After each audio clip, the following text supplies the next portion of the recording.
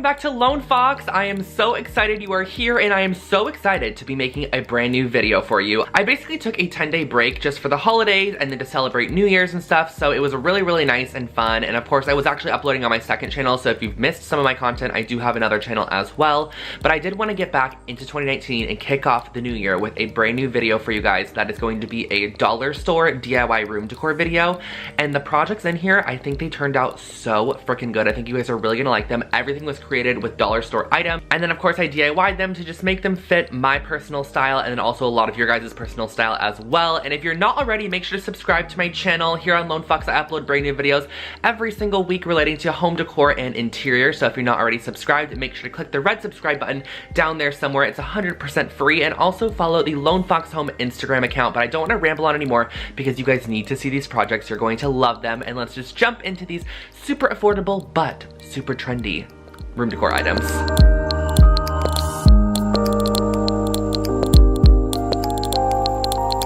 I am really in love with this first project, and what I used was this hanging light bulb, some batteries from the dollar store, and then the additional supplies were just some yarn and a hot glue gun, and I did use a little bit of spray paint. So I found this hanging LED light bulb. Of course, it was just $1. You open it up, you insert a couple of batteries in there, and then basically what you do is you pull the string and the light bulb lights up. And this light isn't super bright, but it's actually, I tested at nighttime, it's like a perfect reading light. So if you were to have it by your bed or something, it's a great thing to just like pull on and basically read with, or whatever you want to do with it. And so what I started off by doing was just masking off the actual light bulb area, because originally I was going to put yarn around this area, but I wanted it to be able to have the batteries removed and put back in if they needed to be changed. So I ended up just using a 14 karat brass spray paint, which you guys all know my love for this spray paint. I think it looks so good. It really transforms anything and makes it look so expensive.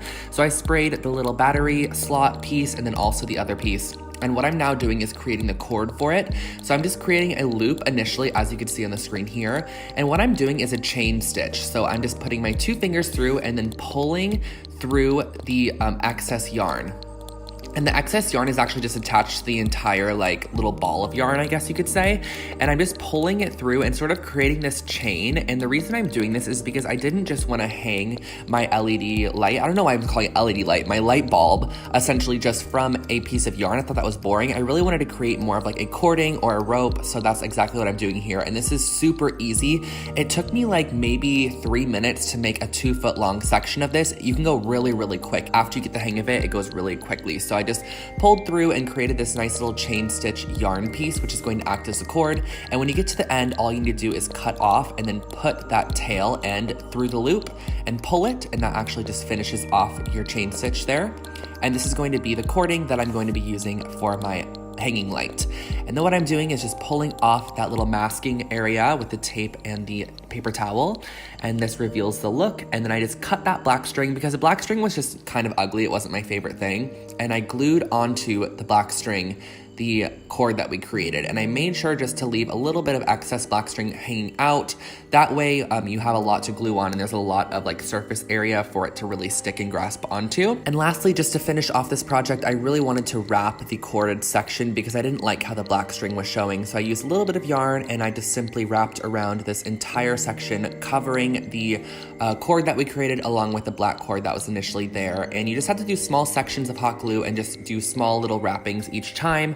It's a little bit tedious, but once you finish it, it looks amazing. It looks very finished and polished, and honestly, this looks like it was made like at West Elm or created at Pottery Barn or something. It just looks really nice and pretty, and you can make these extremely long and hang them from the ceiling, whatever it may be. And you guys, honestly, this project probably cost me $1.50, so super affordable. All you have to do is pull a little cording, and that turns your light on, and you're good to go.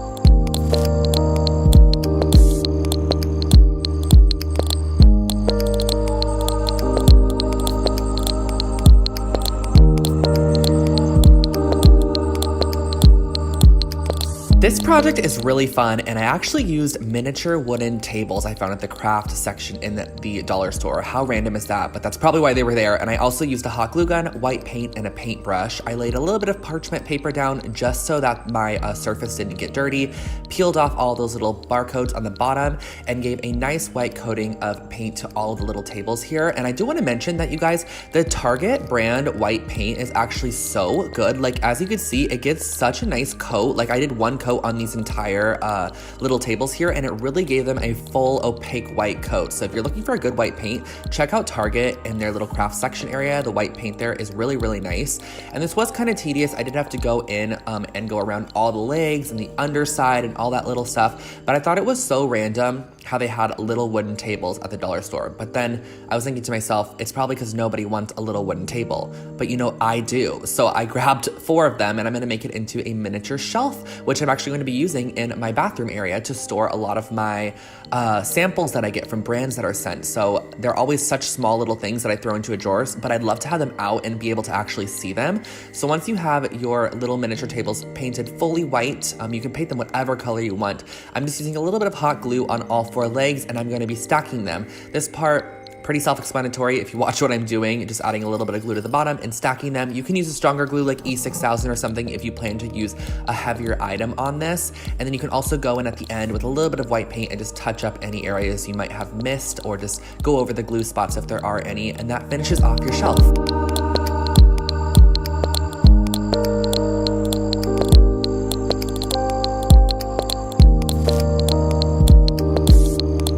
Next up, we're just gonna upcycle some simple glass vessels from the dollar store. The dollar store always has a lot of glass items for, of course, $1. So I use those. I use a little bit of masking tape, Elmer's glue, paint, and a paintbrush as well. So what I started off by doing was taking this larger sort of like watercraft sort of a vessel, I guess you could say, and I used a little bit of masking tape to go around.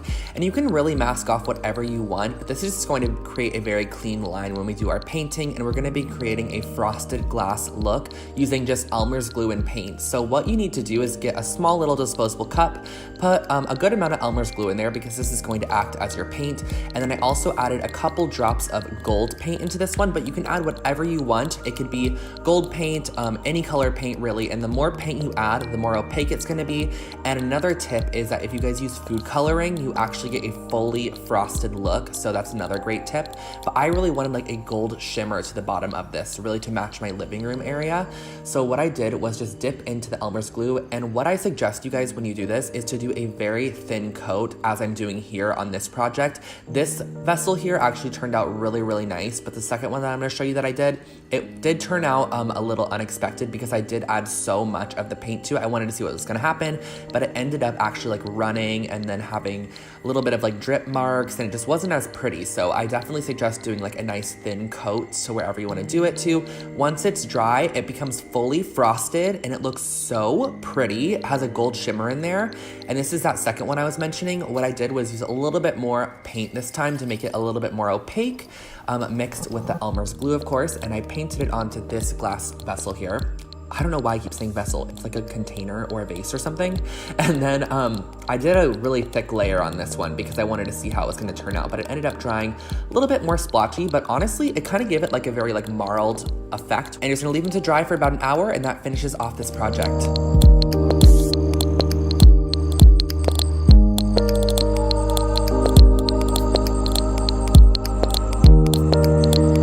This last one is the most creative for sure, and I used a slate tray, a little plate, 3 different mason jars, and a fidget spinner. Yes, a fidget spinner. And I also used a hot glue gun, some cardboard, and scissors, and you're gonna see exactly what I'm gonna do. But first off, I'm going to cut 6 little 1 by 1 inch squares from the cardboard, and these are actually going to be what I'm gonna call spacers, I guess you can call them, and you'll see what I'm gonna use them for in just a couple of seconds here. And what I did was cut 6 of those out. Then I went and removed the barcode from the bottom, and I glued the fidget spinner, just the center section, to the bottom of the plate. And I would honestly suggest you guys use like an E6000 or like a more strong bond adhesive, but I am just doing this for time's sake in the video. And then what I did was I used hot glue and I glued together all my squares. So I did this for 3 of them, so I had basically sandwich squares, and the sandwich squares are actually going to be going on the 3 sections of the spinner, and this is going to make it so that when we glue the slate tray on top, it actually sits higher than that center section. And if you do get any glue in the center, which I actually did, just let it dry and then you can use your scissors to scrape it out. And then of course it spins really nicely. And what you're gonna need to do with this is you're going to then need to glue your slate tray or whatever it is that you wanna glue on top of it that's like a nice larger surface. Use a lot of glue, and because the cardboard is porous and because the slate tray is porous, it's actually stuck really, really nicely. You're just gonna stick that on top, plop it down, and you have a now revolving tray. I know, and you could put on top of it your little mason jars that you got, and inside of that you could actually store like makeup brushes, makeup, perfumes, Q-tips, little circular cotton rounds, whatever it may be, and it's a great tabletop accessory.